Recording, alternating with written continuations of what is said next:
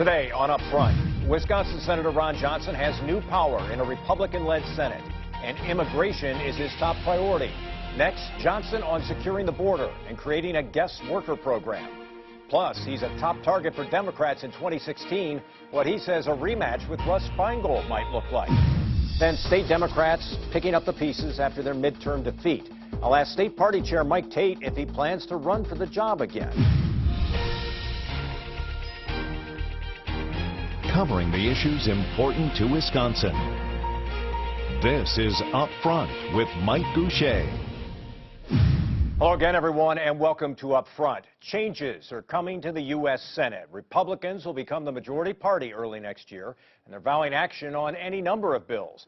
But with a Democrat in the White House, it's unclear how many will end up becoming law. One thing we do know, GOP control will elevate Wisconsin's Republican U.S. Senator Ron Johnson. He is in line to become chairman of the Homeland Security and Government Affairs Committee. Last week, Senator Johnson announced that he's planning a strong border security bill for starters. And the senator joins us now on the satellite from the Russell Rotunda in Washington. Senator Johnson, good to have you with us again. Let me have you address something that was said by Speaker John Boehner. He said that when he talked with the president last week, he made it very clear that if the president takes executive action to defer deportations for millions of people here in this country illegally, that would kill immigration reform. Do you agree with that? Well, first of all, Mike, I agree with Speaker Boehner. It would be really unfortunate if President Obama took that unilateral action. First and foremost, because it would actually increase the incentive for illegal immigration and make the problem worse.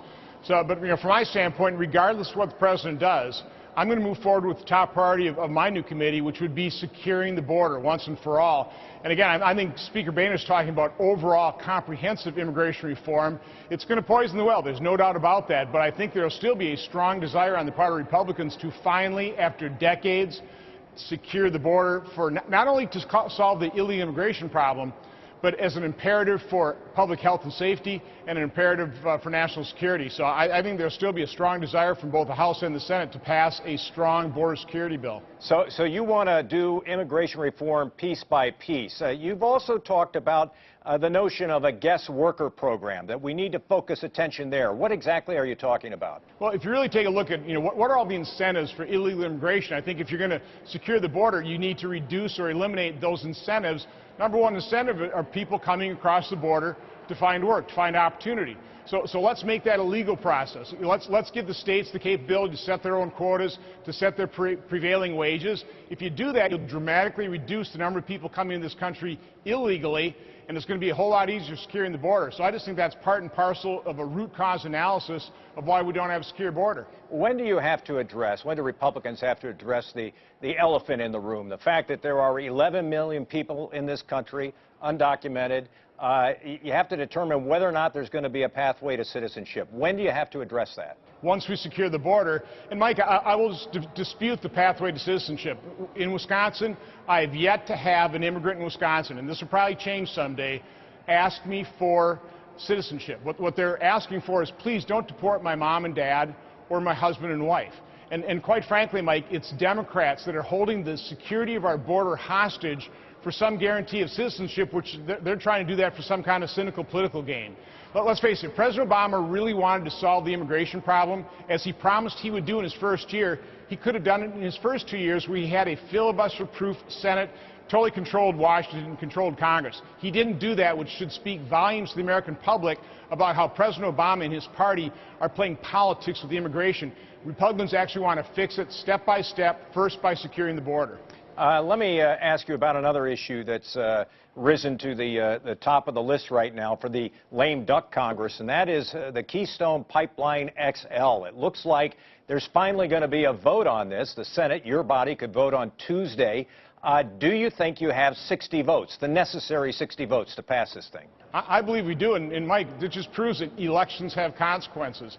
I think Senator Mary Landrieu, apparently even Senator Harry Reid realized, maybe the voters were right in, certainly demanding that we vote on permitting the Keystone XL pipeline. So I'm looking forward to that. I will obviously vote to permit the Keystone XL pipeline. Let's hope President Obama signs that into law. Do you have any optimism that the president will sign it? It seems like the initial signs from the White House would indicate that he is more likely to veto it than he is sign it. Well, again, that'd just be a real shame because these are private sector jobs, thousands of them, that actually would help keep energy prices low, which is one of our competitive advantages. I mean, it is crazy for us to artificially be driving up the cost of power because, Mike, you know, there's a lot of manufacturing in Wisconsin. I visited so many manufacturing plants when I was back there during a recess.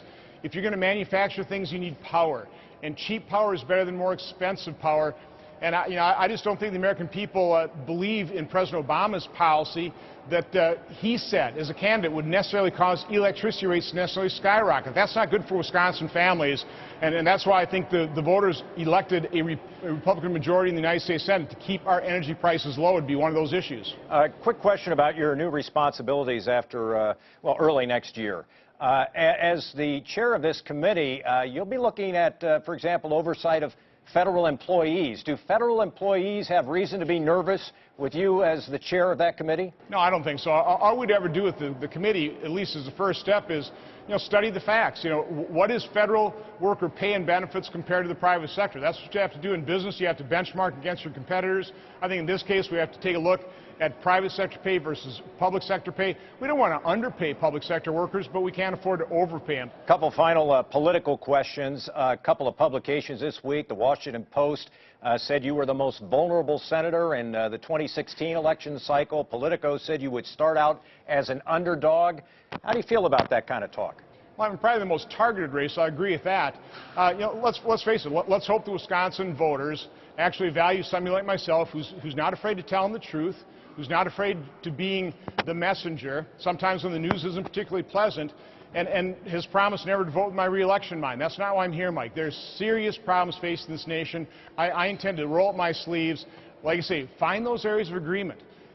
Let's not argue right off the bat. Let's find the areas of agreement to get the economy moving, to create good-paying jobs. So, hopefully at the end of the day in 2016, Wisconsinites will value somebody like me here in the United States Senate representing them, all of them. There's a lot of talk that your predecessor, Russ Feingold, might run as the Democratic candidate again. What would you think of a Johnson-Feingold rematch? Well, it would be a rematch. We'd have the same issues. Would you want to elect somebody like Russ Feingold, who is dedicated to growing this very dysfunctional, this federal government that's bankrupting our nation, somebody who voted, I believe, 3 times not to balance, he voted against balancing the budget, a balanced budget amendment. We wouldn't be in this place had Senator Feingold simply voted for a balanced budget amendment to force fiscal restraint on government. We blew that opportunity in the 90s, and now we're looking at a debt that just simply is unsustainable. Republican Senator Ron Johnson joining us on the satellite from Washington. Appreciate your time. Thanks very much for being with us. Have a great day.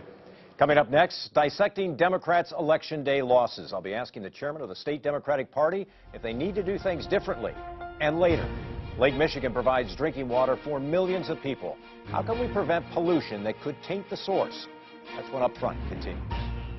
Up Front with Mike Goucher, brought to you by the American Transmission Company and the Wisconsin Corn Growers Association.